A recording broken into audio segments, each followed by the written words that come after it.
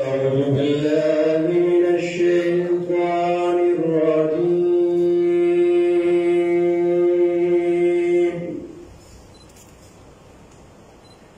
بسم الله الرحمن الرحيم.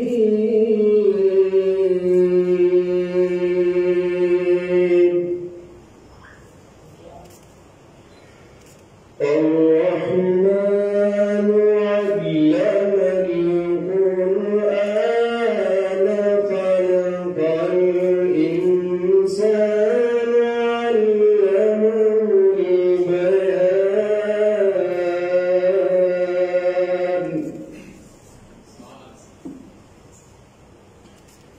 الشمس والقمر بحسبان والنجم والشجر يسجدان والسماء رفعها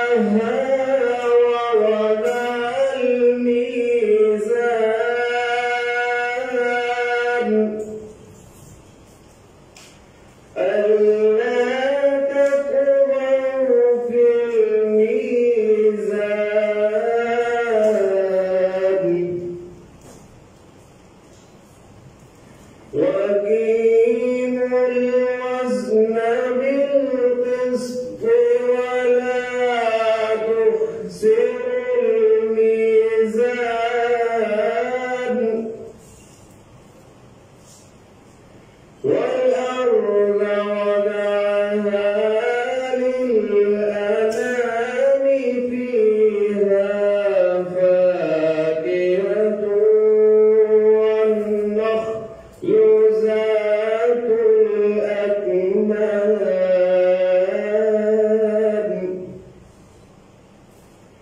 والحب ذو العصف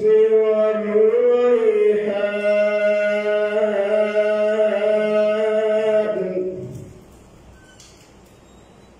فبأي آلاء ربكما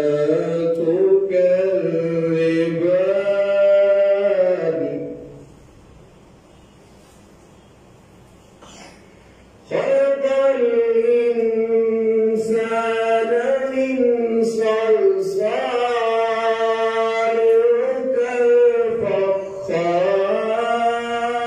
كالفخار وخلق الجان من مارج من نار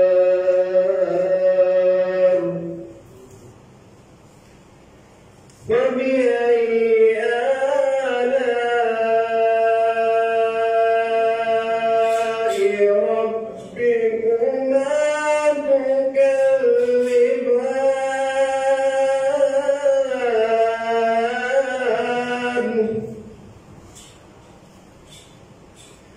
رب المشرقين ورب المغربين فبأي آلاء ربكما تكذبان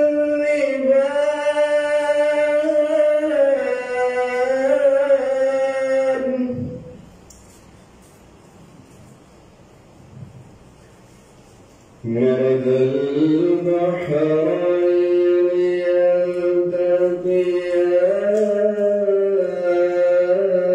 يلتقيان بينهما برزخ لا يبغيان فبأي آلاء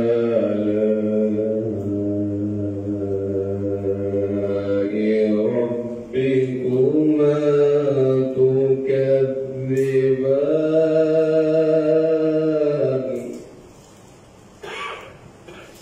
सदक़ल्लाहुल अज़ीम।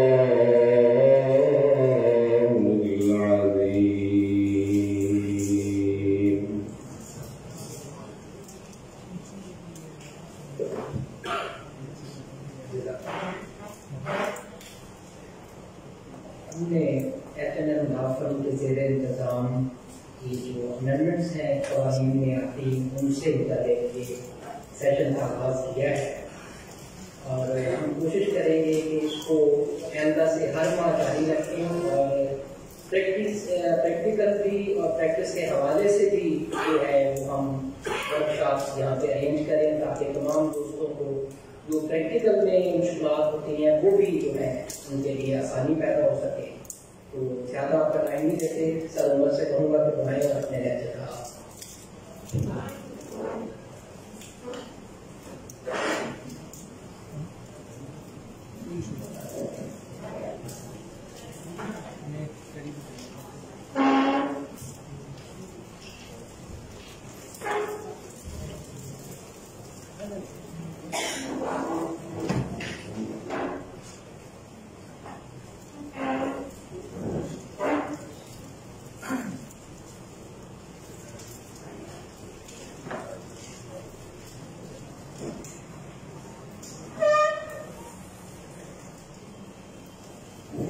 मैं जनाब chairman news committee Malik Mohammad Tariq Naik साहब को दावा देता हूँ कि वो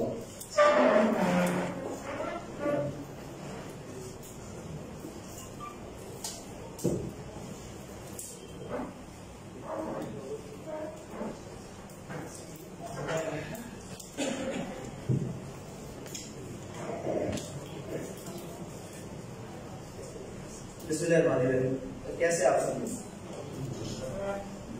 मेरे ख्याल में तारुफ करवाने की जरूरत नहीं है कि सब लोग जानते होंगे मैक्सिमम।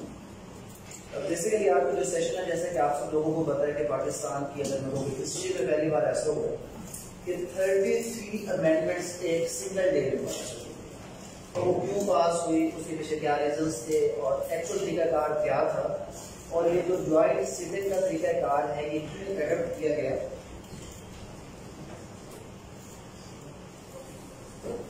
तो ये तो बस सब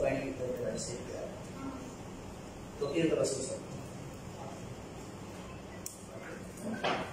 तो इसी हमारे जो अभी हमारे इंशाल्लाह इरादा है कि इस चीज को इस प्रैक्टिस को कंटिन्यू किया जाए और हर मंथली बेस पर इसको हम कंटिन्यू करते हुए कि जो भी एक महीने के अंदर 10 से 15 अमेंडमेंट्स आती हैं या फिर जो न्यू लॉज इनेक्ट किए जाए उसके हवाले से एक ऐसा सेशन किया जाए कि जिसमें आप सब लोग उनको बताया जाए कि एक्चुअल पाकिस्तान के लॉज के अंदर कौन सी चेंजेस आई हैं और फर्दर इसका जो नेक्स्ट स्टेप होगा वो ये होगा कि इसको क्रिटिकल व्यू में देखेंगे, इसका क्रिटिकली जब वो एनालिसिस करेंगे ताकि हमें पता चले कि ये जो अमेंडमेंट बस आ जाती है पार्लियामेंट उसको पास कर देती है उसमें कौन सी ऐसी चीजें हैं कि जो ऐसे लाइन में पता होनी चाहिए, कौन सी ऐसी चीजें जो कॉन्स्टिट्यूशनली हो सकती थी नहीं हो सकती। अगर वो अमेंडमेंट्स पास होगी और बाद में हमें पता चलता है किसी को जब जरूरत पड़ती है कि ये तो फला अमेंडमेंट आ गए और उसमें हम देखते हैं कि टाइम लैप्स हो चुका है, उसको चैलेंज नहीं कर सकते तो ऐसे इशू आते हैं।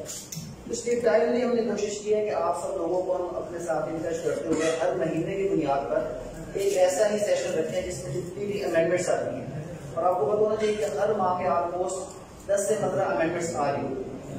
तो उसके हवाले से अभी तो ये अमेंडमेंट जो एक सेशन हुआ ज्वाइंट सिटिंग की सूरत में तो इसमें ऑलमोस्ट 70 जो बिल है वो प्लेस किए गए थे असेंबली के अंदर। अब ये 70 बिल्स का प्लेस किया जाना एक सिंगल डे में और उसके बाद इसमें 33 जो अमेंडमेंट्स है उसका होना, इन सब चीजों को समझने के लिए हमें सिर्फ पहले ये पता होना चाहिए कि एक्चुअल प्रोसीजर ऑफ अमेंडमेंट है क्या। जब भी हमारे पाकिस्तान के लॉ के अंदर कोई अगर हमने अमेंडमेंट करती है उसका एक्चुअल प्रोसीजर क्या है तो ये एक लिस्ट है जिसको हम आप डिस्कस करेंगे आज के सेशन के आखिर पे कि ऑलमोस्ट जो है वो 33 लॉज ये पास किए गए। कुछ इसमें सिविल लॉज के अंदर अमेंडमेंट आ गया, फैमिली लॉज के अंदर, कॉर्पोरेट लॉ के अंदर, उसके अलावा कुछ इलेक्टिव लॉज के हवाले से और एक जो आपने देखा होगा कुलभूषण यादव के हवाले से एक अमेंडमेंट पास हुई है जिसके बारे में जो है वो अगर देखा जाए तो काफी स्टेक होल्डर्स को बात में नहीं लिया गया है। उसके अलावा फैमिली लॉ में नई अमेंडमेंट कौन सी आ गई है और एक जो आजकल आपने जो हाईलाइटेड इशू सुना होगा इलेक्ट्रॉनिक वोटिंग मशीन। तो इलेक्ट्रॉनिक वोटिंग मशीन जैसे कि वो क्या चीज है, किस बिल के जरिए से ओवरसीज पाकिस्तानी को वोटिंग का राइट देना, ये तमाम अमेंडमेंट्स हम डिस्कस करेंगे, लेकिन उससे पहले अगर हम आर्टिकल 70 कॉन्स्टिट्यूशन ऑफ पाकिस्तान अगर हम उसको देखें तो ये एक जनरल प्रोसीजर हमें बता रहा है कि एक्चुअल जो प्रोसीजर ऑफ लेजिस्लेशन है हमारे मुल्क के अंदर वो आर्टिकल 70 के अंदर मौजूद है। आप सब लोग लॉ की फील्ड से आपको पता है कि पाकिस्तान का जो लेजिस्लेचर है ये बाइकैमरल लेजिस्लेचर है। और बाइकैमरल का मतलब क्या होता है कि इसके दो हाउस है, अपर हाउस और लोअर हाउस। और अगर हम पार्लियामेंट के पार्ट्स की बात करें तो टोटल पार्ट्स उसके कितने हैं? 3 है। थर्ड पार्ट जो है वो हमारा प्रेसिडेंट ऑफ पाकिस्तान है। तो बाइकैमरल लेजिस्लेचर और उसकी बेसिक ड्यूटी है ही क्या? हमारी पार्लियामेंट की बेसिक ड्यूटी है कि वो जो भी लेजिस्लेशन का प्रोसेस है, लॉ मेकिंग का प्रोसेस है, बेसिकली वो पार्लियामेंट में करता है। आर्टिकल 70 उसका एक सिंपल तरीका कार बताता है कि जब भी कोई बिल, मैं बार बार एक लफ्ज बिल यूज कर रहा हूँ, बिल क्या चीज है? कोई भी ऐसा प्रपोजल जिसका मकसद या तो किसी एग्जिस्टिंग लॉ को चेंज करना, अमेंडमेंट की जरूरत है, या कोई एक नया लॉ इलेक्ट करना। आज हम जो प्रोसीजर देख रहे हैं, आज हम एक जनरल प्रोसीजर देखेंगे जो ऑर्डिनरी लॉज के अंदर है, क्योंकि यहाँ पर कोई भी ऐसी अमेंडमेंट पास नहीं जिसको हम कॉन्स्टिट्यूशनल अमेंडमेंट है। अगर कोई कॉन्स्टिट्यूशनल अमेंडमेंट होती, कॉन्स्टिट्यूशन में कोई अमेंडमेंट आती, उसका प्रोसीजर स्लाइटली डिफरेंट था, क्योंकि उसमें जो वोटिंग रिक्वायर्ड है वो नंबर चेंज है। ये जितने 33 बिल्स पास हुए ये सारे के सारे ऑर्डिनरी लेजिस्लेशन का हिस्सा है। इसमें कोई भी ऐसा बिल नहीं था जिसको कहेंगे वो कॉन्स्टिट्यूशन को अमेंड करने के लिए। तो ऑर्डिनरी लेजिस्लेशन का जो सिंपलेस्ट वे आर्टिकल 70 उसकी क्लास 1 है, वो ये कहती है कि बिल फर्स्ट हाउस में प्रेजेंट किया जाएगा। अब यहाँ पे मैंने ना नेशनल असेंबली लिखा है ना सेनेट लिखा है। फर्स्ट हाउस लिखने का बेसिक ऑब्जेक्ट क्या है? क्योंकि bill can be presented in either house of the parliament. मतलब हम कहते हैं कि either house of the parliament other than the money bill. हम उसको भी आज डिस्कस नहीं करेंगे, क्योंकि ये जितने बिल पास हुए उसमें कोई मनी बिल नहीं था। अगर मनी बिल होता तो आर्टिकल 73 में प्रोसीजर, अगर कॉन्स्टिट्यूशनल अमेंडमेंट होती तो उसका प्रोसीजर आर्टिकल 238 के अंदर था। बट आज हमारा जो टॉपिक और टास्क वो सिंपल ऑर्डिनरी बिल्स का तरीकाकार है क्या, और ये ज्वाइंट सेशन के पीछे बेसिक रीजन क्या है उस चीज को समझना, और फिर जो लास्ट अमेंडमेंट है उसको। तो आर्टिकल 70 के मुताबिक ऑर्डिनरी लॉज के अंदर अमेंडमेंट का सिंपल तरीकाकार ये है कि फर्स्ट हाउस, अगर वो सेनेट है तो सेनेट फर्स्ट हाउस कहलाएगा और नेशनल असेंबली सेकंड हो जाएगा। और अगर बिल जो है वो पेश हुआ है नेशनल असेंबली में तो वो फर्स्ट हाउस बन जाएगा, और सेनेट क्या बनेगा? सेकंड आपका सेनेट जो है वो सेकंड हाउस बन जाएगा। तो फर्स्ट हाउस में जब भी कोई बिल पेश होगा तो सिंपल मेजोरिटी उसको चाहिए। अच्छा, यहाँ पर आपने एक चीज समझनी है कि एक तो उसकी 2/3 मेजोरिटी। 2/3 मेजोरिटी कहां पर चाहिए? 2/3 मेजोरिटी कॉन्स्टिट्यूशनल अमेंडमेंट्स के लिए चाहिए, क्योंकि हम पहले कह चुके हैं कि कोई कॉन्स्टिट्यूशनल अमेंडमेंट तो है, तो लिहाजा 2/3 मेजोरिटी रिक्वायर्ड थी ही नहीं। तो फिर कौन सी? Simple majority. और सिंपल मेजोरिटी भी दो किस्म की है हमारे कॉन्स्टिट्यूशन में अमेंडमेंट के लिए। ये सिंपल मेजोरिटी की दो किस्म क्या है? सिंपल मेजोरिटी की दो किस्म इस तरह है कि एक है simple majority of the total house, और एक है simple majority of the present and voting. अगर आप लोगों को ये प्रोसीजर समझाने के लिए मैं बताऊं कि जो हमारे प्राइम मिनिस्टर पाकिस्तान है, प्राइम मिनिस्टर बनने के लिए भी सिंपल मेजोरिटी चाहिए, लेकिन वो simple majority of the total strength चाहिए। ऑन द अदर साइड जो अमेंडमेंट है इसको पास करने के लिए सिंपल मेजोरिटी चाहिए, लेकिन simple majority of the present and voting है। अब इसमें और क्वेश्चन आ जाता है, इसका मतलब तो ये होगा कोई भी 10, 15, 20 बंदे जाकर बैठे असेंबली के अंदर और सिंपल मेजोरिटी के रूप में उसको पास करते हैं, क्योंकि यहाँ पर टोटल स्ट्रेंथ का तो कोई क्राइटेरिया है नहीं। तो फिर आर्टिकल 55 आ जाता है जो ये कहता है कि कोरम का कंप्लीट होना जरूरी है। और कोरम का मतलब क्या है? 1/4 of the total strength. Total strength अगर 342 है तो उसके हवाले से almost 86-87 members of the national assembly अगर असेंबली में मौजूद हो गए तो वो किसी भी बिल को पास करने की अहलियत रखते हैं और उस बिल को कहीं पर भी चैलेंज नहीं किया जा सकता। अब फर्स्ट हाउस में क्या है कि सिंपल मेजोरिटी मतलब 90, आप एक फिगर रख ले ध्यान में कि 90 से ऊपर अगर 100 लोग हैं तो उसमें से 51 लोग अगर वोट डाल देंगे तो वो चीज पास हो जाएगी। तो 342 की स्ट्रेंथ में से अगर 100 मौजूद है तो 51, अगर 200 मौजूद है तो 101 की स्ट्रेंथ जो है ये है simple majority of the present and voting. जबकि वज़ीर आज़म बनने के लिए मैंने आपको क्या बताया कि क्या चाहिए? सिंपल मेजोरिटी चाहिए, लेकिन टोटल क्या है? 342 को आप हाफ कर दें 171 प्लस 1 ये सिंपल मेजोरिटी। मतलब प्राइम मिनिस्टर बनने के लिए 172 वोट रिक्वायर्ड है, लेकिन यहाँ पर कोई भी अमेंडमेंट लेकर आने के लिए जो सिंपल ऑर्डिनरी बिल की अमेंडमेंट है उसमें सिंपल मेजोरिटी चाहिए और वो प्रेजेंट एंड वोटिंग की। और जब प्रेसिडेंट वोटिंग फर्स्ट हाउस में उसको पास करते हैं तो बिल कम्युनिकेट हो जाता है सेकंड हाउस में। और हम एक आइडियल कंडीशन ले लेते हैं कि जिसके अंदर सेकंड हाउस के अंदर भी किसी किस्म की कोई अमेंडमेंट नहीं की जाती और एज इट इज जो प्रपोजल आया था फर्स्ट हाउस की तरफ से उसको पास कर दिया जाता है। तो सिंपली ये बिल आगे चला जाएगा प्रेसिडेंशियल असेंट के लिए और जब प्रेसिडेंट असेंट देगा तो ये बिल आपका लॉ या एक्ट हो जाएगा। इस तरीकेकार के मुताबिक जो भी हमारा कानून पास होगा उसको क्या कहेंगे, एक्ट। ये एक्ट ऑफ द पार्लियामेंट अब आपको समझ आ जाना चाहिए कि एक्ट क्या चीज है कि जो पार्लियामेंट अपने तरीकेकार के मुताबिक कोई भी कानून पास करेगी उसको हम क्या कहेंगे, एक्ट कहेंगे। अब यहाँ पर एक और पॉइंट भी आप समझ। अब एक्चुअल तो आर्टिकल 89 ये कहता था कि अगर कोई ऐसी सूरत हाल हो जाए कि जिसमें parliament is not in session, एक होता parliament is not in session और एक होता पार्लियामेंट आपकी डिसॉल्व हो चुकी है। नॉट इन सेशन या डिसॉल्व होने में क्या फर्क है? जैसे मुशर्रफ ने क्या किया, पार्लियामेंट को डिसॉल्व कर दिया।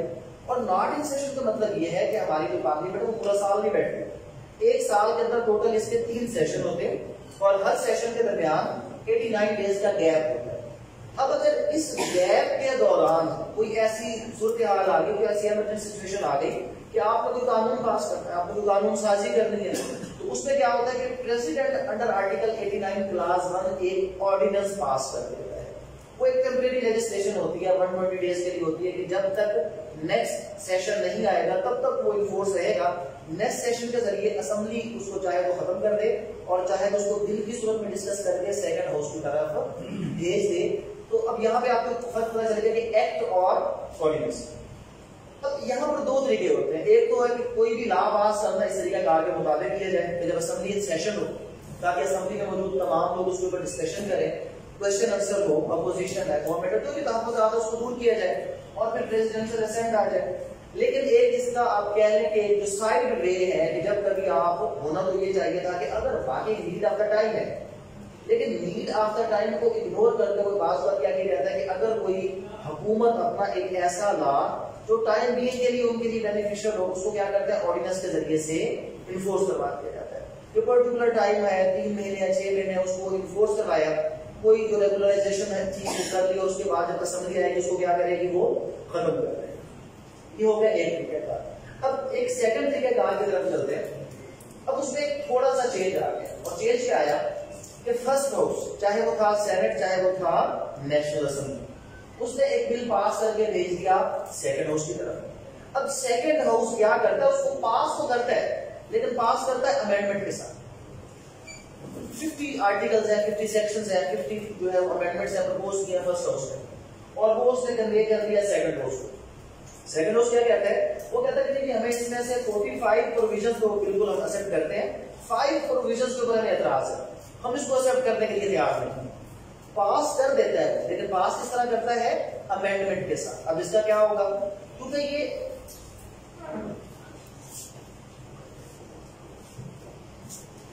वाइस चेयरमैन पंजाब बार जनाब फरहान शहजाद साहब तशरीफ लाए हैं, सब दोस्तों से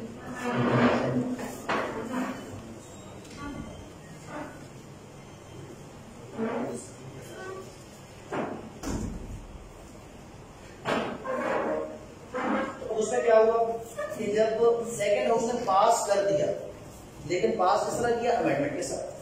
प्रेसिडेंट के पास जाने के लिए जरूरी है कि दोनों हाउस सेम पॉइंट्स के ऊपर जब तक एग्री नहीं होंगे, वोटिंग नहीं करेंगे, उस वक्त कोई भी बिल जो है वो प्रेसिडेंट के पास नहीं जाएगा। तो यहाँ पर ये जो बिल है प्रेसिडेंट के पास जाने की बजाय फर्स्ट हाउस को वापस कन्वे कर दिया जाएगा कि जी अगर आपको ये हमारी अमेंडमेंट्स कबूल है तो ठीक है, आप इसको पास करें और सदन के पास भेज दें। अगर आपको ये अमेंडमेंट्स कबूल नहीं है तो हम आपकी जो प्रोविजंस थी, जो आपका प्रपोजल था, हम उसको मानने के लिए तैयार नहीं है, हम सिर्फ ये पॉइंट्स मानने के लिए तैयार है। तो अब सेकंड हाउस उसको दोबारा क्या करेगा, फर्स्ट हाउस को भेज देगा। और फर्स्ट हाउस क्या करेगा, फर्स्ट हाउस इसको फिर अगर पास करता है उन अमेंडमेंट्स के साथ तो वो फर्स्ट हाउस उसको दे देगा दोबारा प्रेसिडेंट। और यहाँ पर क्या होगा, अगर आप एक थोड़ा सा इसमें चेंज देखें तो पहले फर्स्ट सेकंड और प्रेसिडेंट डायरेक्टली आया चेंज, और अब क्या हुआ, फर्स्ट हाउस से सेकंड हाउस से अमेंडमेंट के साथ फिर दोबारा फर्स्ट हाउस और फर्स्ट हाउस से वापस इधर चला गया प्रेसिडेंट। अब कुछ चीजें जो मेन हमारा जो आज एक चीज जो आपको मैं समझाना चाह रहा था वो ये था कि आखिर ये 33 अमेंडमेंट्स ज्वाइंट सिटिंग में क्यों पास करवाएंगे। जो हमारी जनरल प्रोविजंस है आर्टिकल 70 की, इसके मुताबिक क्यों नहीं करवाया गया? उसके पीछे कुछ रीजंस हैं। उसके पीछे सबसे बड़ा रीजन जो है वो यहाँ पर आपको थोड़ा सा समझ आएगा कि हमारे जो दो हाउसेस हैं, एक तो हो गया नेशनल असेंबली और एक क्या हो गया, सेनेट। नेशनल असेंबली में नो डाउट रूलिंग पार्टी की क्या है, स्ट्रेंथ है, तभी तो वो रूल कर रही है। अगर मेजोरिटी ना हो, simple majority means 172 plus votes ना हो, तो ऑटोमेटिकली वो तो वहां से लूज कर जाएगी। तो मौजूदा गवर्नमेंट के पास 176 के करीब वहां पर वोट थे, तो वहां पर तो वो स्ट्रॉन्ग था। लेकिन जब हम आए सेनेट की तरफ तो हमें एक चीज देखने में मिली कि बहुत से ऐसे बिल्स जो लास्ट 2 to 3 इयर्स के अंदर नेशनल असेंबली तो पास कर दिए थे, लेकिन नेशनल असेंबली से पास होने के बाद वो सारे बिल कहां पे आए, सेनेट के अंदर। अब जब सेनेट में हमने एक चीज देखी तो सेनेट का आपको पता होना चाहिए कि senate is a continuous house, it never dissolves. पहली बात कि ये जो नेशनल असेंबली हर 5 साल के बाद वज़ीर आज़म के साथ चली जाती है, दूसरी असेंबली दोबारा आ जाती है। सेनेट का इसके साथ कोई ताल्लुक नहीं। सेनेट एक कंटिन्यूअस हाउस है, ये कभी डिसॉल्व नहीं होता। और पाकिस्तान को जो मौजूदा हमारा करंट एक सेटअप चल रहा है सेनेट का, ये रिकॉन्स्टिट्यूट कब हुआ था, आफ्टर मुशर्रफ 2003। यानी जब मुशर्रफ साहब ने क्या किया, कॉन्स्टिट्यूशन को 70th अमेंडमेंट के जरिए से अमेंड किया और एक दोबारा गवर्नमेंट लाई गई, तो 2003।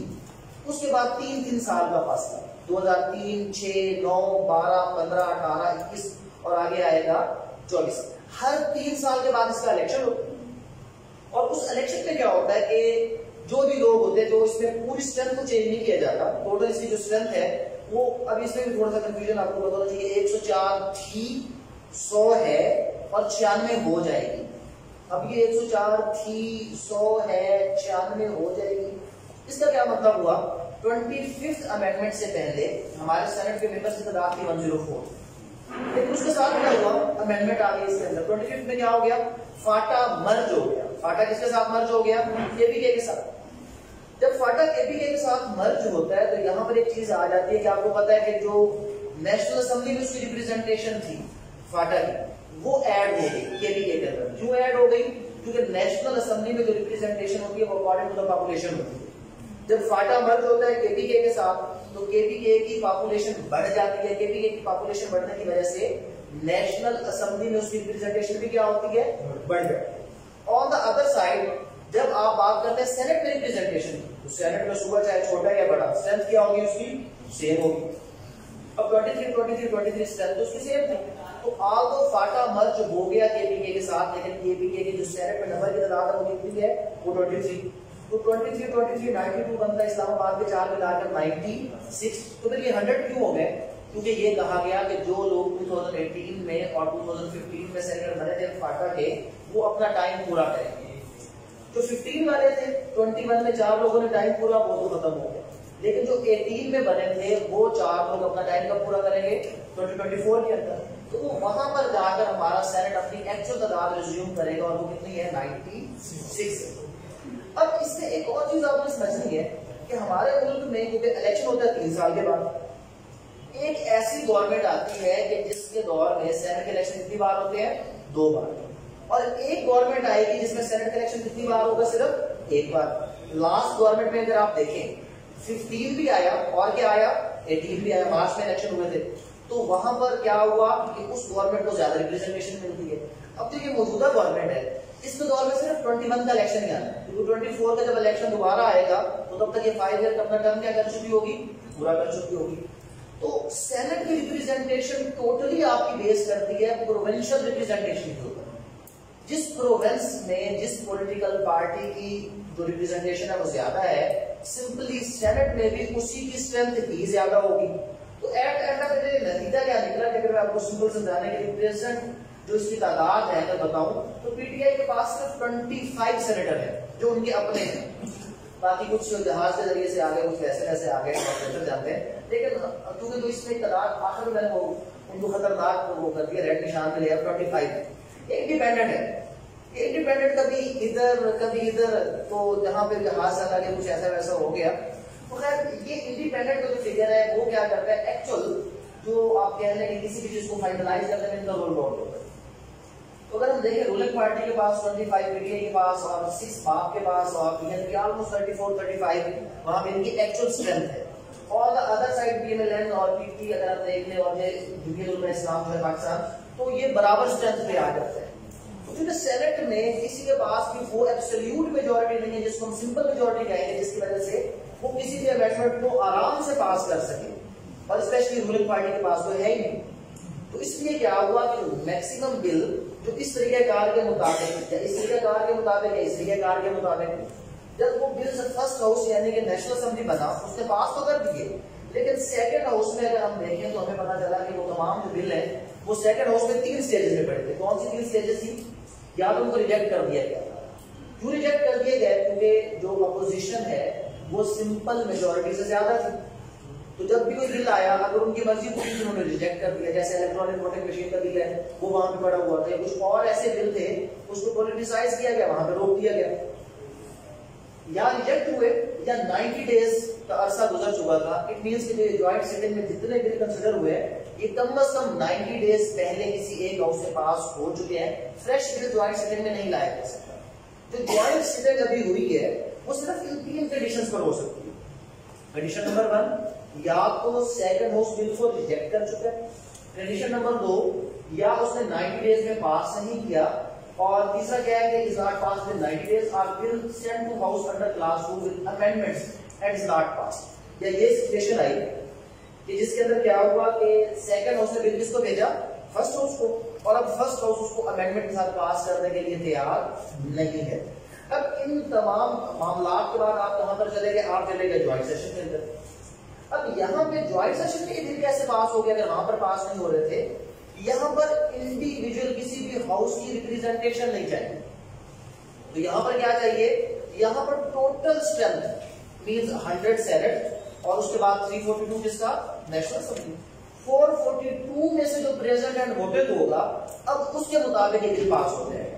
तो जब 442 को आप इकट्ठा करते हैं तो नो डाउट गवर्नमेंट जो है वो नेशनल असेंबली में स्ट्रेंथ होने की वजह से अपना जो कमजोरी है दोस्त की वीकनेस की सेनेट वाली को उसको क्या कर जाते हैं?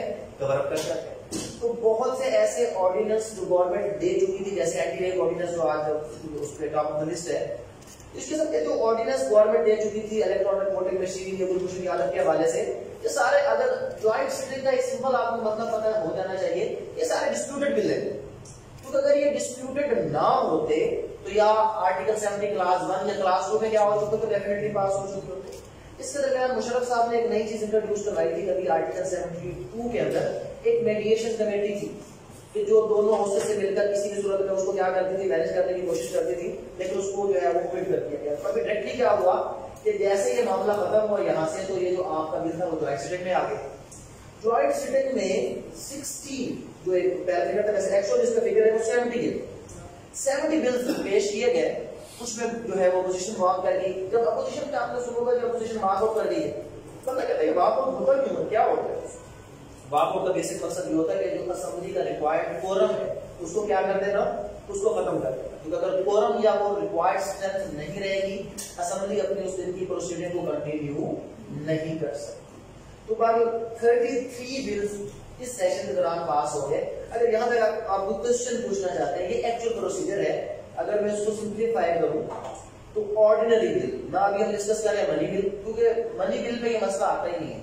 मनी बिल में सेकंड जो आपका है सेनेट उसका कोई रोल एंड टास्क है ही नहीं, सिर्फ सजेशन की करता है। मनी बिल कौन पास करता है? सिर्फ नेशनल असेंबली, उसकी रोल एंड सोल पावर है। ऑन द अदर साइड अगर आप मनी बिल को छोड़कर कॉन्स्टिट्यूशनल अमेंडमेंट की बात करें उसको 2/3 मेजोरिटी आपका टोटल चाहिए, वो प्रेजेंट नहीं है, उसको क्या चाहिए? 2/3 मेजोरिटी आपका टोटल। 342 है तो उसको कितने वोट चाहिए? हमेशा 2 to 8 वोट्स ही रिक्वायर्ड है। अगर 100 है तो उसको 67-68 वोट सेनेट में चाहिए। यहां पर क्या हो गया? आर्टिकल 70 क्लास 1 कोई भी बिल पेश हुआ, फर्स्ट हाउस ने उसको पास किया, सेकंड हाउस ने पास किया और प्रेसिडेंट के बाद वो क्या बन गया? एक्ट बन गया। फर्स्ट हाउस ने पास कर दिया, सेकंड हाउस ने अमेंडमेंट के साथ पास करके फर्स्ट हाउस को वापस कर दिया, फर्स्ट हाउस ने दोबारा क्या किया? उसको पास किया अमेंडमेंट के साथ और प्रेसिडेंट के पास किया। थर्ड तरीका, फर्स्ट हाउस सेकंड हाउस तो डेडलॉक हो गया। फर्स्ट हाउस और सेकंड हाउस किसी एक चीज पर तैयार नहीं है तो क्या हो जाएगा? Joint session.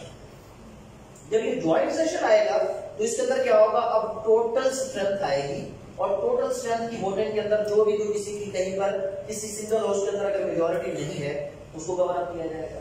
अभी हमने प्रेसिडेंट साहब का नाम तो लिखा है, तो हमने ये डिस्कस नहीं किया कि क्या हमारे प्रेसिडेंट साहब भी कोई इस तरह का रिजेक्शन कुछ कर सकते हैं या नहीं कर सकते। तो वैसे तो नॉर्मली होता यही है कि प्रेसिडेंट आपका रूलिंग पार्टी का, तो रूलिंग पार्टी का बंदा होगा वो कभी भी गवर्नमेंट के पास की हुई बिल को रिजेक्ट नहीं करेगा। लेकिन अगर कॉन्स्टिट्यूशनली हम देखें तो प्रेसिडेंट असेंट देते वक्त एक बार उस बिल को वापस भेज सकता है, रिजेक्ट नहीं कर सकता। वो उसमें कोई अमेंडमेंट प्रपोज कर सकता है, कोई सजेशन दे सकता है और देकर वापस हाउस को भेजेगा। और जब कभी भी प्रेसिडेंट किसी बिल को वापस भेजेगा तो वो असेंबली ज्वाइंट सेशन कॉल करेगी, उसको रिकंसिडर किया जाएगा।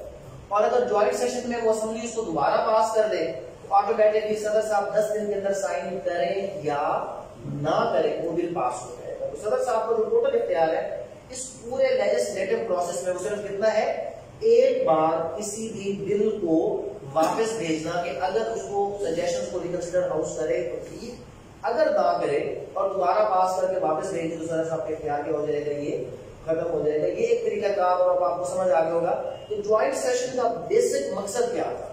बेसिक मकसद ये था कि सेनेट के अंदर जो रूलिंग पार्टी के पास रिक्वायर्ड स्ट्रेंथ नहीं थी, मेजॉरिटी नहीं थी, उस चीज को ओवरकम करने के लिए ज्वाइंट सेशन बुलाकर दोनों हाउसेस के जरिए से एक कलेक्टिव वोटिंग के अंदर उस चीज को क्या किया गया, पास करवा दिया गया। अब ये ब्रीफ हम जो है उस पर नोट ले लेते हैं कि कौन कौन से। अगर हम क्रिमिनल लॉस की बात करें तो सबसे पहले anti rape investigation and trial bill 2021 आ गया। इसके हवाले से अक्सर मैं ये कर दूंगा आज आप सब लोगों के लिए कि जितने भी ये जो लॉस है अक्सर अवेलेबल नहीं है, तो मैं कोशिश करूंगा कि जो हमारे पेज है उसके ऊपर हम ये सॉफ्ट फॉर्म में सब के सब अपलोड करें ताकि आप लोग इनको अगर पढ़ना चाहें तो आप लोग इनको पढ़ सकते हैं। जो सबसे पहली अमेंडमेंट है वो एंटी रेप की सूरत में है। बेसिकली अब क्या हो गया, आपको पता है स्पेशल कोर्ट्स आप सब लोग जानते हैं कि जब हमारे ट्रेडिशनल कोर्ट जो क्रिमिनल ट्रायल कोर्ट्स हैं इनके ऊपर जब बोझ बढ़ जाता है तो इस बोझ को कम करने के लिए हम स्पेशल ट्रिब्यूनल्स बना देते हैं। जैसे पहले हमने जो टेररिस्ट थे उनके लिए क्या कर दिया, एंटी टेररिज्म कोर्ट बना दिया, नैब बना दिया, सर्विस ट्रिब्यूनल्स बना दिए, उसके बाद करप्शन कोर्ट्स उसको अलग कर दिया, टैक्सेशन को अलग कर दिया। अब क्योंकि यहाँ पर जो हमारे अभी तक के जो रूटीन सेटअप था उसमें जितने भी रेप केसेस थे वो सारे के सारे उसका ट्रायल कौन चला रहा था, वही हमारे ट्रेडिशनल कोर्ट्स चला रहे थे। तो ट्रेडिशनल कोर्ट्स के ऊपर बर्डन होने की वजह से वो जो ट्रायल थे वो इन टाइम कभी भी कंक्लूड नहीं होते थे और बहुत एक लेंथी सिलसिला चला जाता था। इसलिए स्पेशल जो है अभी कोर्ट्स बनाए जा रहे हैं इस कानून के जरिए से कि जो भी रेप केस होगा वो मजिस्ट्रेट को रिपोर्ट डेफिनेटली वो रिमांड के अंदर तो होगा, पर जो ओवरऑल उसका ट्रायल प्रोसीजर है उसके लिए अलग स्पेशल कोर्ट होगा, स्पेशल इन्वेस्टिगेशन एजेंसी होगी जो एक्सपेडाइट तरीके कार के जरिए से जितने भी इस किस्म के केसेस होंगे जो रेप के हवाले से होंगे उसको स्पेशल कोर्ट की सूरत में एक स्पीडी कोर्ट ट्रायल कोर्ट के साथ उसको जो है वो फॉरवर्ड किया जाएगा। और दूसरी जो अमेंडमेंट है क्रिमिनल लॉ अमेंडमेंट बिल 2021, आप सब लोगों को पता है कि बीबीसी के ओवरऑल कितने सेक्शन है आज तक जो पढ़ते हैं 511। अब 511 आज के बाद आपने नहीं कहना, अब आज के बाद 514 सेक्शन हो गया। अच्छा अपने बहुत टेक्निकल पॉइंट है, बहुत कम लोगों को पता है, आपको थोड़ा सा इसका एक आइडिया दे। पिछले दिनों में सीबीसी के अंदर अमेंडमेंट्स का एक आप कह रहे हैं अजीब सा रुझान बना कि जनाब 2020 के स्टार्ट में भी अमेंडमेंट आई, नवंबर में भी अमेंडमेंट आई, फिर उसके बाद 21 फरवरी में भी अमेंडमेंट आई, 2018 में भी अमेंडमेंट आई। तो एक अजीब सिलसिला चल गया था। उसका रीजन क्या था कि जो आपके ओवरऑल लॉज हैं वो प्रोविंशियल सब्जेक्ट बना दिए। तो प्रोविंशियल सब्जेक्ट बनाने का मतलब क्या है कि जो भी आपके लॉज होंगे उसके अंदर जो अमेंडमेंट है वो कौन करेगा, आपका प्रोविंशियल असेंबली करेगा। तो फिर ये तो सारे लॉज किसने पास किए, पार्लियामेंट ऑफ पाकिस्तान ने किए। क्या ये क्यों पास किए जनाब, ये कहां पे एप्लीकेबल होंगे? तो कॉन्स्टिट्यूशन में ये बात लिखी गई है कि जो लॉज जो बाकी जितने भी कानून हैं जो सिविल लॉज वो सारे के सारे वो प्रोविंशियल सब्जेक्ट बना दिए हैं, लेकिन जो क्रिमिनल लॉज है वो स्टिल जो है वो फेडरेशन के पास है, वो वफाक के पास है। तो इसलिए जो ये अमेंडमेंट बीबीसी की है ये क्रिमिनल लॉ की अमेंडमेंट है। तो कॉन्स्टिट्यूशन के मुताबिक किस लिस्ट में मौजूद है, ये आपकी लिस्ट जो फेडरल लिस्ट है उसके अंदर मौजूद है। तो अब इसमें आज के बाद जो बीबीसी के सेक्शन है वो 511 नहीं 514। इसमें 3 नए सेक्शन जो है वो ऐड कर दिए गए हैं, 512, 13 और 14। और एक अमेंडमेंट इसमें ऐड की गई है 52B की सूरत में। 52A सबको याद होगा। 52A क्या था? 52A बेसिकली आपका था जो आपका लास्ट सेक्शन है डेफिनेशन क्लास का, उसमें 52B की सूरत में एक नई डेफिनेशन ऐड कर दी गई। ये जो फोर्स डिसअपियरेंस है, एक हमारे मुल्क में एक सिलसिला चला था कि मावराए अदालत किसी को उठाकर ले जाना कोई एजेंसीज है या कोई ऐसी है, अगर किसी शख्स ने कोई भी जुर्म किया है तो आर्टिकल 4 कॉन्स्टिट्यूशन ऑफ पाकिस्तान से कहता है ड्यू प्रोसेस ऑफ लॉ है। अगर आपने किसी को भी सजा देनी है in accordance with the law दे दे। और इन अकॉर्डेंस विद लॉ का मतलब क्या है कि अगर कोई भी बंदा जुर्म करता है, कॉन्स्टिट्यूशन के आपको जो फंडामेंटल राइट्स उठाकर देते हैं, आर्टिकल 10 क्या कहता है, डिटेंशन और आपको उसको जो है ना वो देता है, अरेस्ट एंड डिटेंशन के हवाले से सेफ गार्ड देता है कि ना तो किसी को बिना वजह अरेस्ट किया जाएगा, अगर अरेस्ट किया जाएगा तो उसको अरेस्ट करने की वजह बताई जाएगी और वजह बताने के साथ उसको लीगल रिप्रेजेंटेटिव के जरिए से पेश होने का हक दिया जाएगा और फिर आगे फर्दर जो है उसके खिलाफ पहले ये कहता है कि फेयर ट्रायल चलेगा। लेकिन दरमियान में ट्रेंड आ गया कि किसी भी बंदे को उठाकर ले गए और पता चला 6 महीने के बाद, साल के बाद जनाब ये तो फलां एजेंसी के पास था, फलां शख्स के पास था। अब उसके लिए अमेंडमेंट आई, पहले तो इस किस्म के तमाम जो डिसअपीयरेंस है उसको क्या किया गया, फोर्स डिसअपीयरेंस काउंट किया गया। 512 ने इसको डिफाइन कर दिया, इसके 3 एलिमेंट बता दिए कि अब अगर कोई शख्स किसी को इस तरह लेकर जाएगा तो ये फोर्स डिसअपीयरेंस होगी। और 513 उसकी टेनियस पनिशमेंट रखती है। लेकिन अब इसको मिसयूज भी तो किया जा सकता है। मिसयूज ऐसे किया जा सकता है कि कुछ लोग गलत रिपोर्ट्स भी तो दे सकते हैं इदारों को बदनाम करने के लिए, उसके लिए 514 रख दिया गया कि अगर कोई गलत रिपोर्ट करेगा फोर्स डिसअपीयरेंस जो कि नहीं थी तो 5 ईयर उसको पनिशमेंट होगी। तो क्रिमिनल लॉ के अंदर जो सेकंड इसमें अमेंडमेंट है दरअसल ये पीपीसी के अंदर 3 नए सेक्शन अभी ऐड कर दिए गए। एक नई उसमें डेफिनेशन क्लास में जो है वो अमेंडमेंट आ गई और जो फोर्स डिसअपीयरेंस है उसके हवाले से उसको ऑफेंस बनाते हुए फर्दर जो है वो 3 सेक्शन का एडिशन किया गया।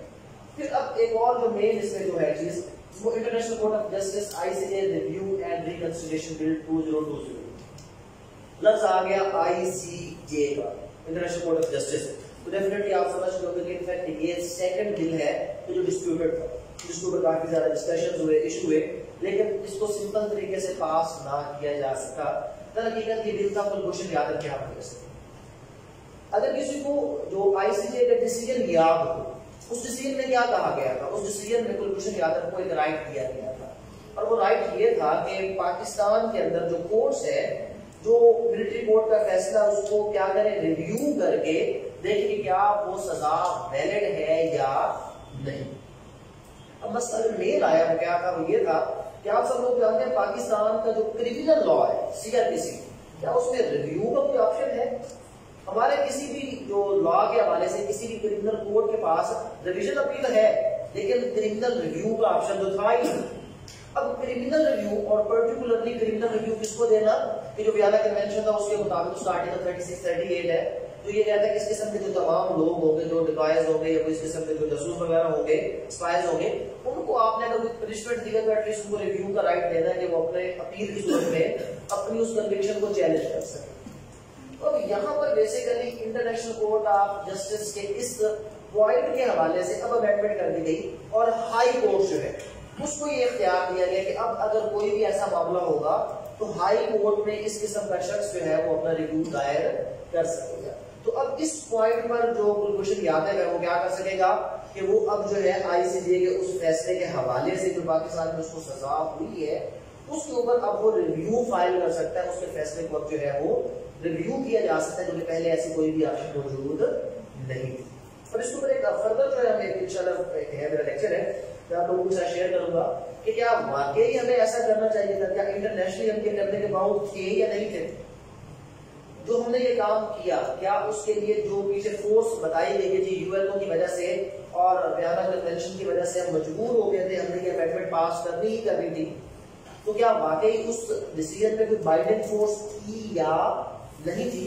क्योंकि इनमें से हर चीज डिबेटेबल है। हम जिस भी चीज को लेकर चलेंगे तो इसके हवाले से क्या होगा, इसके हवाले से एक मेरा जो है वो आपके लिए खुलता जाएगा सिलसिला।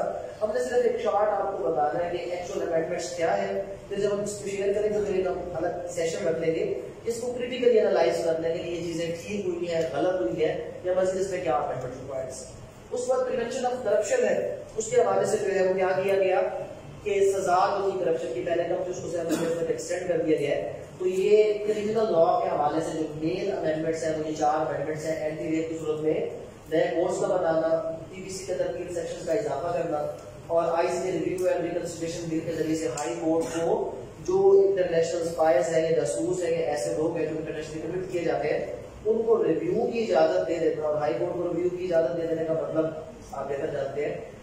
The prevention of corruption 4th bill हो गया कि जिसके जरिए से करप्शन को रोकने के लिए उसकी सजा बढ़ा दी जाए। सजा तो पहले भी अच्छी खासी खाली दे दी जाए, बढ़ा देने से कोई खास फर्क नहीं पड़ेगा। तो पुरानी सजा है, उतनी भी सजा किसी को करप्शन पर दे दी जाए तो मामला वैसे हल हो सकता है, लेकिन खैर सजा इससे क्या कर दी गई है, बढ़ा दी गई है। नेक्स्ट चलते हैं जनाब, नेक्स्ट जो अमेंडमेंट है फैमिली लॉज के हवाले से। ऑलरेडी जो सेक्शन 4 है, अगर आप लोग थोड़े से इससे कोई वाकिफ है, तो ये बहुत ही डिस्प्यूटेड सेक्शन है। डिस्प्यूटेड किस सेंस में है कि जब सेक्शन 4 फैमिली लॉ ऑर्डिनेंस 1961 में ऐड किया गया, तो वहां पर जो हमारे पास एक शरई निज़ाम है जिसके अंदर ये कहा गया है कि जो यतीम पोता के कंसेप्ट आप सब लोग वाकिफ होंगे कि अगर जो दादा जिंदा है और दादा की जिंदगी में किसी पोते का बाप मर जाए तो उसको क्या कहेंगे, यतीम पोता कहेंगे। तो अब शरीयत के मुताबिक उसका हिस्सा नहीं था।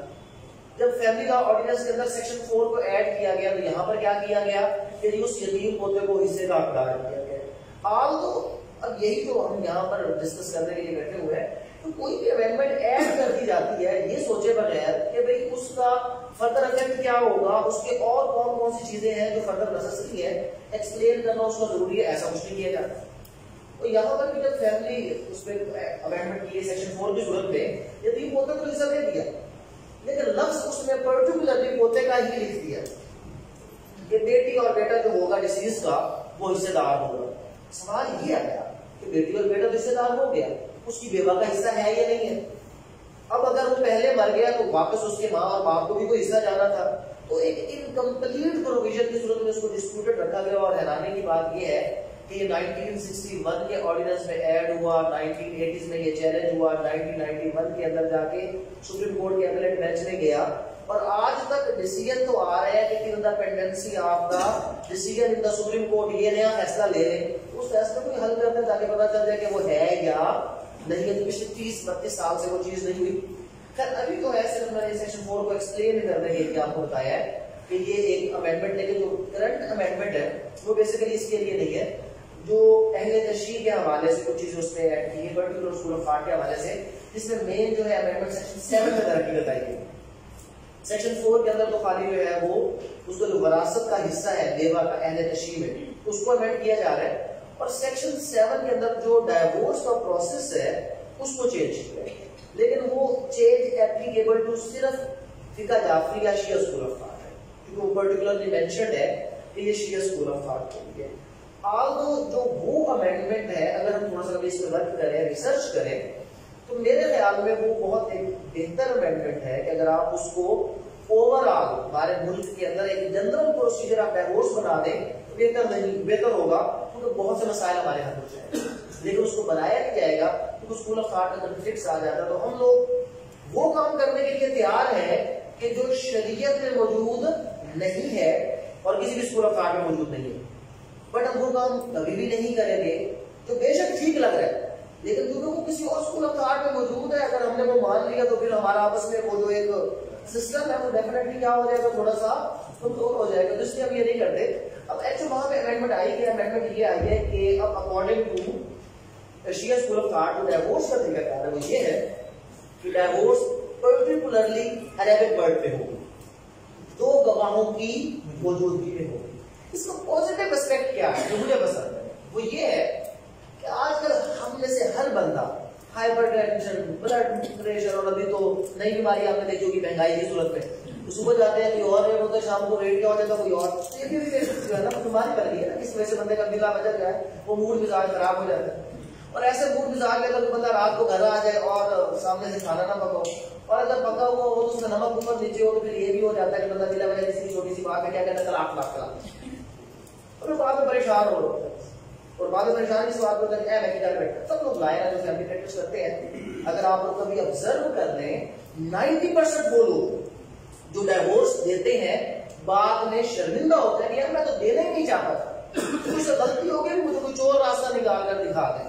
और चोर रास्तों में फिर जो है ना मुख्तलिफ चोर रास्ते आगे, वैसे तो वो भी गलत है, हराम है। जैसे मौलवी साहब ने हलाला सेंटर खोल लिया, शरई तौर पर वो हराम है, हलाला भी हराम है शरई तौर पर, लेकिन उनका रास्ता वहां से उधर से अपना रास्ता बना लिया। अब हमारी असम्बली ने भी उसके ऊपर बिल पास कर दिया, पंजाब असम्बली के अंदर कोई बंदा 3 टाइम डाइवोर्स पर अनाउंस करेगा तो उसको क्या करो, उसको सजा दे दो, जुर्माना लगा दो। तो या ना तो जुर्माना शरीयत में है ना सजा शरीयत में, उसका हक है वो दे सकता है, लेकिन जो चीज सूरत बकरा आयत नंबर 228 में मौजूद है उसको हमने इम्प्लीमेंट नहीं करना। क्यों नहीं करना? इसलिए नहीं करना क्योंकि किसी और स्कूल का आर्ट कर लिया, अगर हम करें तो थोड़ा सा आपस में क्या आ जाएगा, मसला आ जाएगा। तो अब ये उसमें अब वहां पर क्या हुआ कि अब अगर किसी तरीके का डिवोर्स को आप लगाएं तो पहली शर्त है 2 गवाह होने चाहिए, और 2 गवाह होने चाहिए का मतलब क्या है कि एक बंदा गुस्से में घर आएगा, उसे पता है कि तलाक दूंगा, तलाक तो होनी कोई नहीं, तो फिर वो क्या करेगा, फिर वो जाएगा हाँ भाई आप क्यों, और रहमान नहीं है चलो मेरे साथ, वो किधर जाना है, और मैं बीवी में तलाक दे दी, तो रहमान उसको कहता थोड़ा सा भाई वो ठंड हो, उसको पानी शानी पिलाएगा, हो सकता है थोड़ी सी उसको समझ आ जाए। चलो इधर से तो समझ नहीं आई, नहीं मैंने देनी देनी है, तो फिर अभी अरबी के अल्फाज किसको शक्ल में आते होंगे, किसी को पता अरबी के अल्फाज कौन तलाक देने नहीं पता, कहां से मिलेंगे, मौलवी साहब से। अरे मौलवी साहब के पास जाएंगे तो मौलवी साहब क्या करेगा, अब ये बात आप लोगों ने बड़े गौर से सुननी है। मौलवी साहब ये देखेगा इस गाड़ी की रोटी हमदी कि नहीं हमदी अगर तो जाती है तो मौलवी कहेगा कि भी औरत है, अगर रोज मैंने जो काटता मैंने तुझसे रोटी नहीं देगी, तो वो समझाएगा, और अगर नहीं जाती तो फिर वो क्या करेगा, कहे तो बटा के तुम नवी रह गया शायद हो सकता है। तो भाई मौलवी साहब का जो है ना, मैं भी अपने तबके को बोल नहीं कर सकता, क्या है कि मौलवी साहब डेफिनेटली इसको क्या करेंगे, समझाएंगे ना कि भाई ये काम गलत, और उसके बाद जब वो तलाक देंगे वो भी कितनी तलाक होगी, 1, और इस 1 तलाक में क्या होगा, उसके पास फिर रुजू की गुंजाइश रह जाएगी। मतलब उसमें फिर मेंशन हो गया कि गुस्से वाली तलाक, ये इस किस्म की सारी तलाक जो है, ये तलाक सिर्फ वो मौत होगी जो कोई शख्स बाहोशो हवास अपने पूरे उस इरादे के साथ रिटर्न सूरत में एक देगा, और फिर उसके बाद वक्फे के बाद दूसरी, और फिर इसमें क्या होगा, हाँ थोड़ा सा हमारे वकीलों को जो है ना वो केस कम हो जाएंगे, नेगेटिव चीज तो हो जाएगी, लेकिन और अदर साइड अगर हम देखें तो जो हमारे मुआशरे का बिगाड़ है, तो ये अमेंडमेंट आ गई है, लेकिन applicable only to Shia school of thought है कि वहां पर जो डिवोर्स का प्रोसीजर है वो ये हो गया कि in the presence of the witness होगा, और अरबी के पर्टिकुलर वर्ड्स के अंदर होगा, एक वक्त की तलाक 1 होगी, और वो गुस्सा और इस किस्म की तलाक को उन्होंने कंसिडर नहीं किया। ये है हमारी फैमिली लॉज की अमेंडमेंट। उसके बाद नेक्स्ट आ जाएगा इलेक्शंस, ये मैं आपको बता रहा था। अब नो डाउट अभी आपने आजकल एक चीज देखी होगी कि इस हुकूमत ने बहुत बड़ा जुल्म कर दिया कि मुर्दों से वोट लेने का, जो वोट देने का हक मशीन ली है। क्या मतलब है, पहले ये होता था कि बंदा 30 साल पहले मर भी गया ना, तो जिसका शनाख्ती कार्ड जब तक वो हट नहीं जाता तब तक कोई ना कोई बंदा जाकर उसका क्या करके आ जाता था, वोट डाल के आ जाता था। अब जब ये इलेक्ट्रॉनिक्स में जो सबसे बड़ी अमेंडमेंट आई इलेक्शन एक्ट के अंदर, अब जो नेक्स्ट इलेक्शन होगा वो इलेक्ट्रॉनिक वोटिंग मशीन के ऊपर होगा, बायोमेट्रिक होगा डेफिनेटली, और बायोमेट्रिक पे कौन जा सकता है, वही शख्स जो जिंदा होगा वही जाकर अपना रजिस्ट्रेशन लगाएगा, तो उसी सूरत के अंदर होगा। बट यहाँ पर फिर कोई ऑब्जेक्शन लगा कि भाई आपने इलेक्ट्रॉनिक वोटिंग मशीन तो कर ली, लेकिन 3 महीने पहले जो आपने मीडिया के ऊपर देखा कि एक अनपढ़ सा शख्स है जिसकी शायद क्वालिफिकेशन मैट्रिक भी नहीं है, और उसके पास से 500+ प्लास्टिक के थंब इम्प्रेशन निकले हैं कि जिसके ऊपर वो सिम जारी करवा रहा है, या जिसके ऊपर वो क्या कर रहा था, वो लोगों के एटीएम कार्ड को उसको बायोमेट्रिक के जरिए से ट्रांजेक्शन करवा रहा था। तो अब मुझे आप ये चीज बता दें, इसके ऊपर आपने क्या हुई, इसके अंदर अमेंडमेंट तो आपने सिंपल एक लाइन डाल दी उसके अंदर कि जनाब इलेक्ट्रॉनिक वोटिंग मशीन, इस चीज को रोकने के लिए कोई इसके अंदर अमल दखल आपने किया, कुछ भी नहीं किया।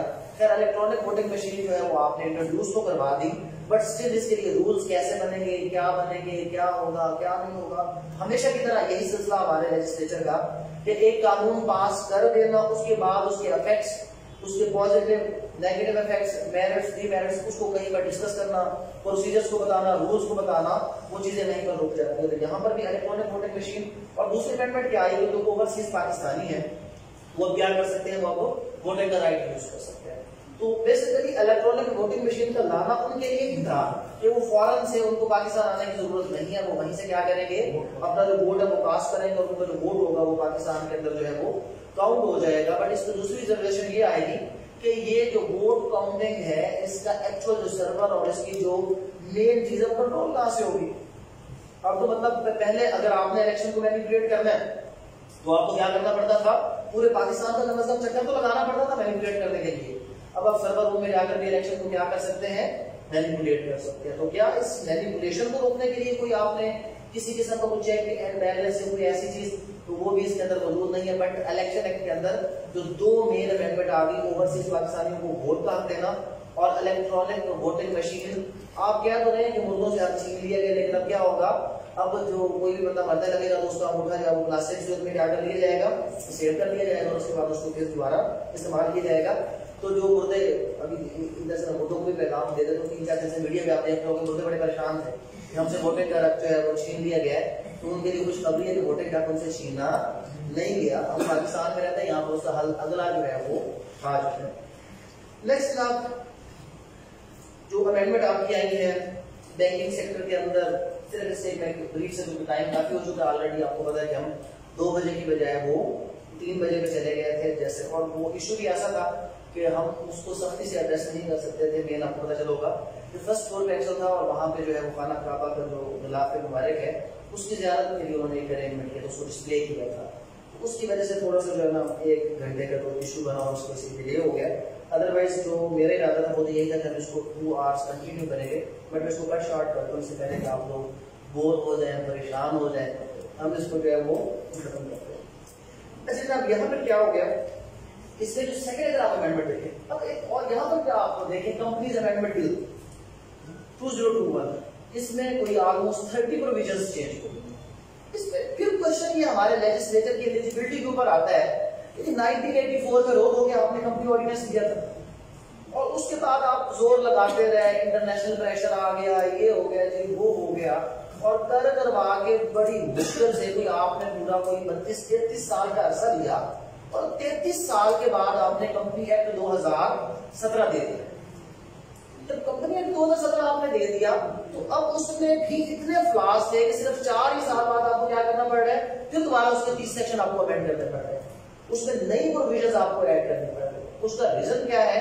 उसका रीजन सबसे बड़ा यही है कि जैसे हमने सीपीसी में भी अमेंडमेंट किए, उसको थोड़ा सा हमने मॉडर्न करने की कोशिश की, उसमें अपने कुछ जो है मॉडर्न डिवाइस ऐड किए हैं, तो 15 साल पुरानी ऐड कर दी। जब हमने 15 साल पुरानी उसमें ऐड कर दी है तो मतलब ये कि ऑलरेडी वो चीज, वो टेक्नोलॉजी 15 साल पुरानी हमारी अमेंडमेंट आज की है और वो कितनी पुरानी है? 15 साल पुरानी। तो 5 साल के बाद उसका वैसे क्या होगा, सारा मामला खत्म हो जाएगा, फिर आपको दोबारा कानून से बैठ जाएगा। तो भाई आज अगर कोई चीज अमेंड कर रहे थे तो आप किसके मुताबिक करते? आज के मुताबिक। यहाँ पर भी यही था कि आपने कंपनी एक्ट को अमेंड तो किया 2017 में, लेकिन जो प्रोविजन, जो कंप्यूटराइज सिस्टम और जो आपके संसद थे वो सारे 2002-03 वाले थे। तो लिहाजा आपको दोबारा फिर क्या करना पड़ा, सिर्फ 2 से 3 साल के अरसे के बाद उसमें 20-25 अमेंडमेंट्स दोबारा करने पड़े। और सेम इस तरह जो आपका स्टेट बैंक ऑफ पाकिस्तान है उसके हवाले से अमेंडमेंट आ रही है, अभी वो अपनी सब्सिडियरीज कंपनी खोल सकता है, उसके थोड़े से आप बढ़ा तो दिए, लेकिन ऑन द अदर साइड उसको इंटरनेशनल मॉनेटरी फंड और ऐसे इदारों के लिए ओपन भी कर दिया कि अब उसके ऊपर जो अगर कभी हम अपनी इकोनॉमी को चेक करने के लिए, उसको हम जो है कंट्रोल करने के लिए कुछ स्टेप्स अगर कभी ले सकते थे, तो अब हमारे हाथ से वो चीजें भी क्या हो गई है, खत्म हो गई है। तो ये स्टेट बैंक में अमेंडमेंट आ गया। उसके बाद corporate restructuring companies amendment bill, ये एक इसके लिए सिर्फ थोड़ा सा समझने के लिए अगर आप थोड़ा सा एक्ट पढ़ेंगे ना एक्चुअल, तो वो भी आपको समझ आ जाएगी। इतना टाइम में मैं आपको डेफिनेटली सारी चीजें बता तो नहीं सकता, बट मैं आपको काम की चीज बता देता हूँ। और वो काम की चीज क्या है, कोई भी अमेंडमेंट अगर आ गई है और आप उस अमेंडमेंट को इन वेरी शॉर्ट टाइम समझना चाहते हैं, शॉर्ट टाइम समझने की जरूरत तो पेश हो जाती है। अगर आप किसी जुडिशियल एग्जाम में फेल होना चाहते हैं, कोई इंटरव्यू है किसी भी किस्म का, तो डेफिनेटली ऐसी अमेंडमेंट्स वहां पर क्या होती है कि वो ऑन द टास्क ही होती है, सबसे पहले इन्हीं के बारे में क्वेश्चन किया जाता है। तो यहाँ पर क्योंकि अगर आपने ओवरऑल किसी कानून को समझना है, किसी अमेंडमेंट को समझना है, तो आपको लॉ का पता होना चाहिए। अब आपको लॉ का भी नहीं पता और आपको उस अमेंडमेंट को उस वक्त तक पता नहीं चलेगा जब तक आप लॉ नहीं पढ़ेंगे। तो शॉर्ट टर्म में आप जो भी अमेंडमेंट देखते हैं, हर अमेंडमेंट के आखिर पर एक पैराग्राफ को statement of object and reason कि ये पर्टिकुलर अमेंडमेंट इस लॉ में की गई है, इसका मकसद क्या है। इससे बेसिकली क्या होता है कि जो पुराना जो लॉ एग्जिस्टिंग है उसमें आखिर इशू क्या था और उसको इस अमेंडमेंट के जरिए से किस तरह उस इशू को रिजॉल्व किया जा रहा है। तो ये जो चीज है ये आपको क्या करेगी, ये आपको जो है शॉर्ट टाइम के अंदर किसी भी अमेंडमेंट के हवाले से पूरा एक ओवरव्यू दे देगी कि भाई ये अमेंडमेंट जो है इसका बेसिक पर्पस ये है। और अगर आप लोग पुराने उस चीज को रिवाइज करें तो हमने कभी पढ़ा था कि जब इंटरप्रिटेशन ऑफ स्टैट्यूट होता है तो अदालत क्या करती है, अदालत स्टेटमेंट ऑफ पर्पस को जरूर देखती है, आज it is not part of the amendment, लेकिन ये आपके एक्सटर्नल सोर्स के तौर पर इसको क्या किया जाता है, इसको जो है वो यूज किया जाता है इंटरप्रिटेशन स्टैट्यूट के अंदर। तो ये अमेंडमेंट कोई भी आप अगर पढ़ना चाहें इन शॉर्ट टाइम तो आप उसका 2 से 3 जो है वो लाइन के हवाले से, 2 से 3 पैराग्राफ के हवाले से जो स्टेटमेंट ऑफ ऑब्जेक्ट होता है वो पढ़ेंगे तो आपको उस चीज की बड़ी आराम के साथ समझ आ जाएगी। उसके बाद जनाब फाइनेंशियल, ये जो कॉर्पोरेट रिस्ट्रक्चरिंग का मतलब क्या है कि वो कंपनीज जो बंद हो जाती है, अब क्यों बंद हो गई, उनके साथ इशू क्या था, अगर उन कंपनीज को वापस रिस्ट्रक्चर करके दोबारा प्रोग्रेस में लाया जाए, उनके कर्जों के हिसाब से क्या इशू था, क्या वो ऐसी कंपनीज थी कि जहाँ पर बाकी कुछ लोग एडजस्ट थे नहीं थे।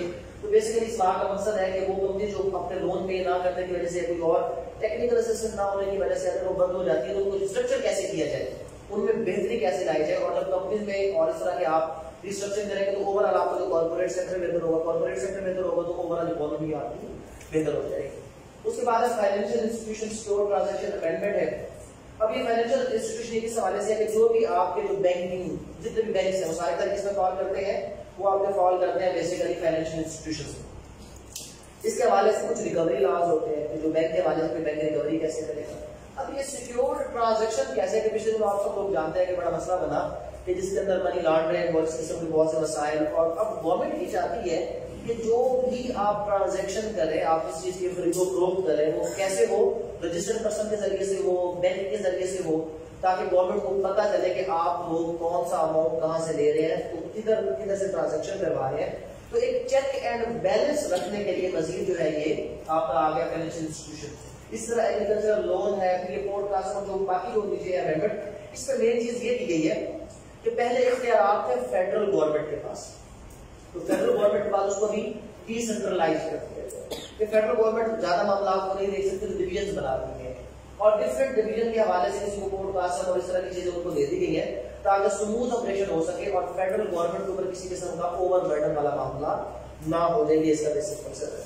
उसके बाद ये चीज यहाँ पर थोड़ी सी समझ लें कि ये क्यों पास हुए जनाब, laws regarding establishment of education institutes, इसमें 5 जो है वो एक्ट पास हुए हैं। जरूरत क्यों पेश आई, क्या मकसद है कि हर यूनिवर्सिटी का बिल क्या वाकई असेंबली पास करेगी, अगर पास करेगी तो क्यों पास करेगी। हमारे मुल्क में असेंबली जो यूनिवर्सिटीज है वो 2 लेवल पे बनता है, एक प्रोविंशियल लेवल पर, जो प्रोविंशियल चार्टर यूनिवर्सिटी होगी वो कहां पे वर्क कर सकती है, पूरे प्रोविंस के अंदर, और जो फेडरल चार्टर यूनिवर्सिटी होगी वो कहां पे वर्क कर सकती है वर्क। आपने पंजाब यूनिवर्सिटी या कोई भी कैंपस कभी सिंध में नहीं देखा ना, आपने भी बलूचिस्तान में देखा होगा, लेकिन अगर आप नमल की बात करें नेशनल यूनिवर्सिटी, तो आपने उसका कैंपस देखा या नहीं देखा, लाहौर में भी मौजूद है, कराची में भी मौजूद है, उसके बाद बलूचिस्तान और उसका हेड ऑफिस तो है ही।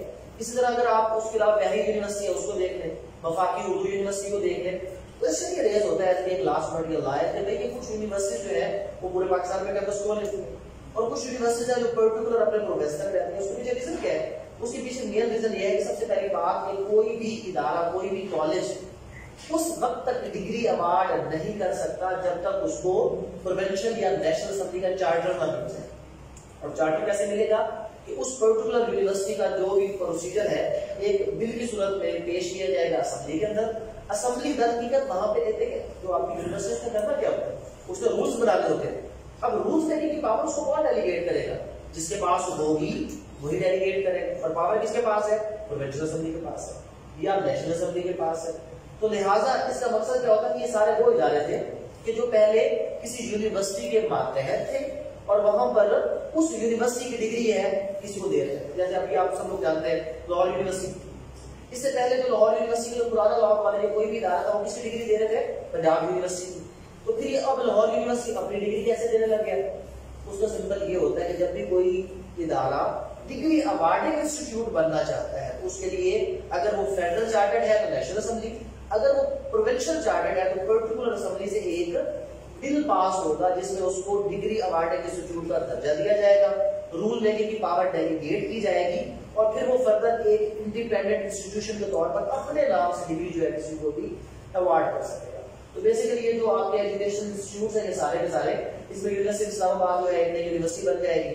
उसके बाद कुछ एग्जिस्टिंग थे। अब ये क्या हो गया, मैंने आपको बताया कि बिल का मकसद क्या है कि या तो एग्जिस्टिंग लॉ को अमेंड करना या कोई नया जो है वो लॉ इनेक्ट करना।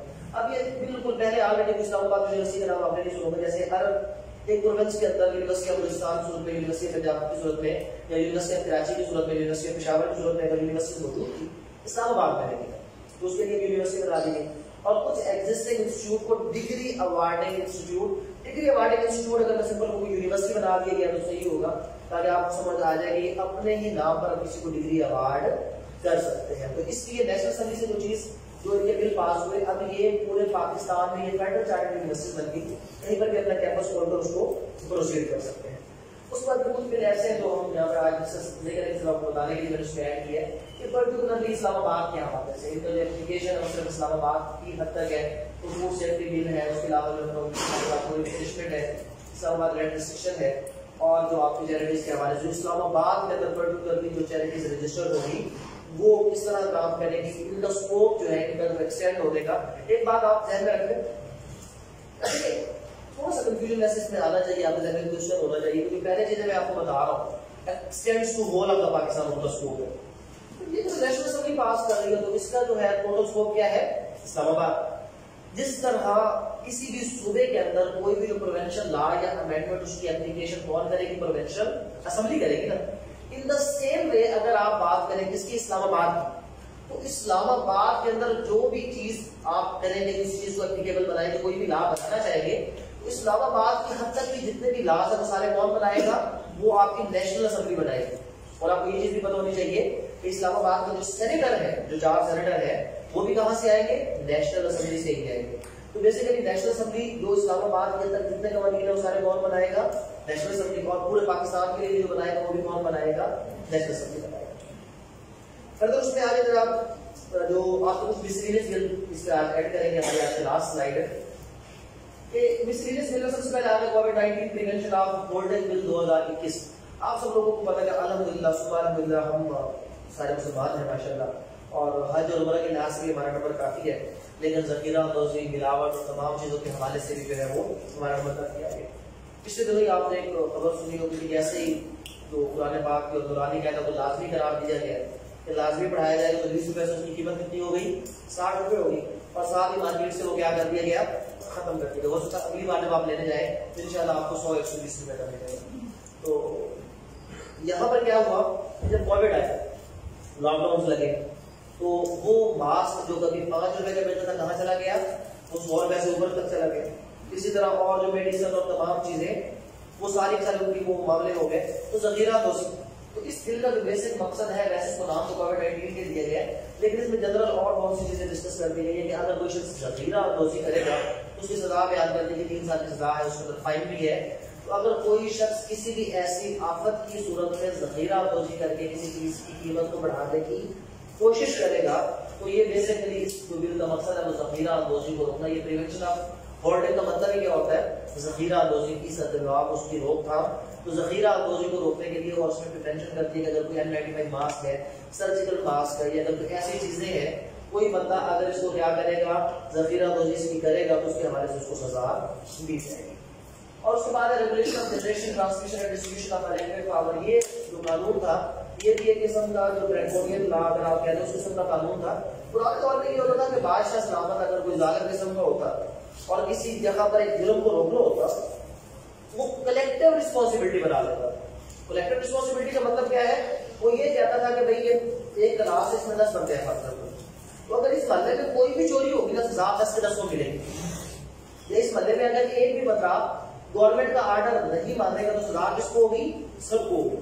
तो उसका बेसिक ऑब्जेक्ट क्या होता था कि कोई एक बंदा दूसरे बंदे को वो काम करने नहीं देता था, वो उसको रोकता था, भाई तू ये काम ना, तू गलत करेगा तो सजा किसको मिल जाएगी, हमें मिल जाएगी।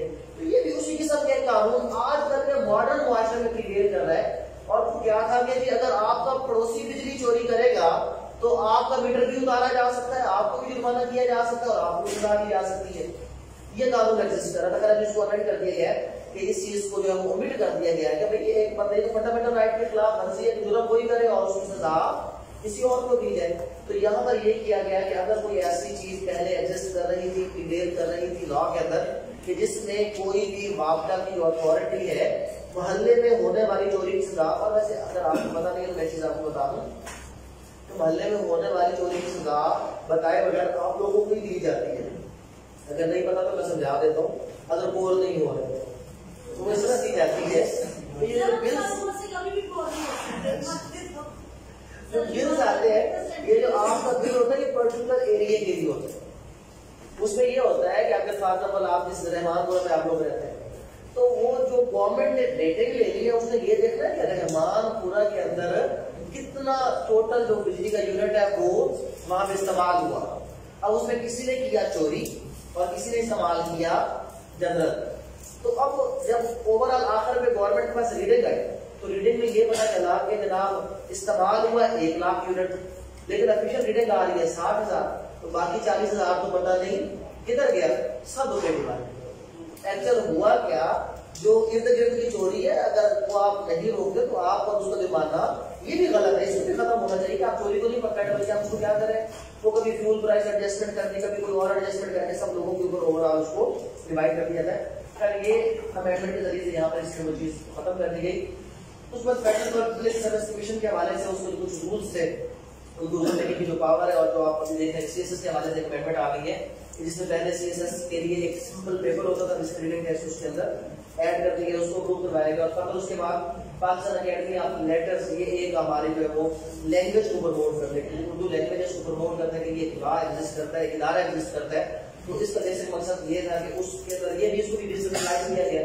बहुत सी चीजें ऐसी हैं जो पहले फेडरल गवर्नमेंट के पास थी, उनको डिसेंट्रलाइज करके किसी पर्टिकुलर डिवीजन के हवाले कर दिया गया, ताकि डिसेंट्रलाइजेशन से क्या होगा कि आपका जो ओवरऑल मामला है वो बेहतर हो जाएगा। तो ये ओवरऑल जो है अमेंडमेंट्स थी, जिसको मैंने मिसलेनियस में रखा था। 33 बिल जो है वो पास किए गए थे इस सिंगल डे के अंदर, और ये पाकिस्तान की हिस्ट्री में सिंगल डे में पास होने वाले आज तक के सबसे ज्यादा एक्ट है। और वो भी एक, अगर आप सिंपल कहें चोर रास्ते के जरिए से अपनी उस मेजोरिटी को कवर अप करने के लिए ज्वाइंट सिटिंग के अंदर उसको जबरदस्ती, और फिर अभी वो खैर पॉलिटिक्स की तरफ नहीं जाते, वरना ज्वाइंट सिटिंग का हाल अगर किसी ने उसमें देखो मीडिया में तो क्या कहा जा रहा था कि हम तो लाए नहीं गए, हम तो उधर भी ज्वाइंट सिटिंग में भी लोगों को क्या किया गया था, जबरदस्ती लाया गया था। फिर इसके हवाले से लेजिस्लेशन के हवाले से कोई और क्वेश्चन है तो आप डिस्कस कर सकते हैं, तो हम कोशिश करेंगे इंशाल्लाह उसको शेयर भी कर दूंगा।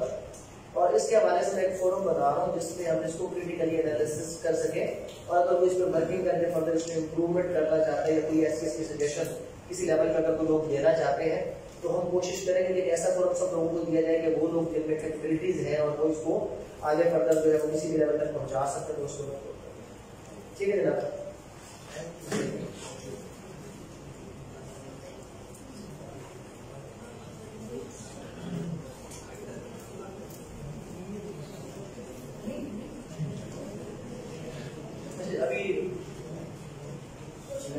तारिक साहब को जो है वो इनवाइट करूंगा।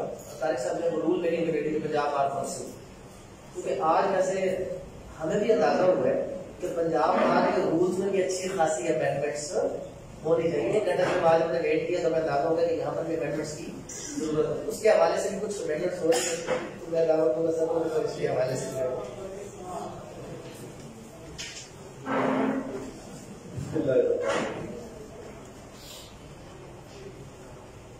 बिल्कुल। सबसे पहले तो तमाम पार्टिसिपेंट का शुक्रिया, और फिर खुसूस सर तशरीफ लाए और उसके बाद हमने वैल्यूएबल लेक्चर और अमेंडमेंट से हम प्रॉपर तौर पर आगाह नहीं किए, मीडिया की हद तक ही आगाह थे, भरपूर हमें सुनाया, बताया और समझाया। मैं आप सबका शुक्रिया अदा करता हूँ पंजाब बार की तरफ से, अपनी तरफ से। और जैसे मुझे हुक्म हुआ है कि पंजाब बार के अंदर जो रूल्स की अमेंडमेंट है तो इंशाल्लाह बहुत जल्द हमने उस पर बहुत वर्क किया है, क्योंकि 74-75 के बाद हमारे रूल्स में कोई तब्दीली नहीं, और 70s वो अरसा है कि जब रेडियो हुआ करता था और साथ ब्लैक एंड व्हाइट टीवी हुआ करता था। ब्लैक एंड व्हाइट टीवी के बाद कलर आया, कलर के बाद मोबाइल आया, मोबाइल के बाद इंटरनेट आया, और इंटरनेट के बाद अब जी जो चल रहे हैं 4G 5G आजकल वो चल रहे हैं। तो हमने भी कोशिश की है कि हमारे रूल्स आज के अहद के बराबर, आज के दौर के जो रिक्वायरमेंट है, मकासदी है, उनके मुताबिक बनाया।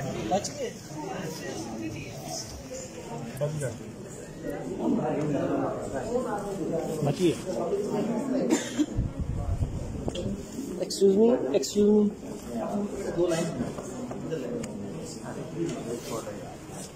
तो 100 रुपये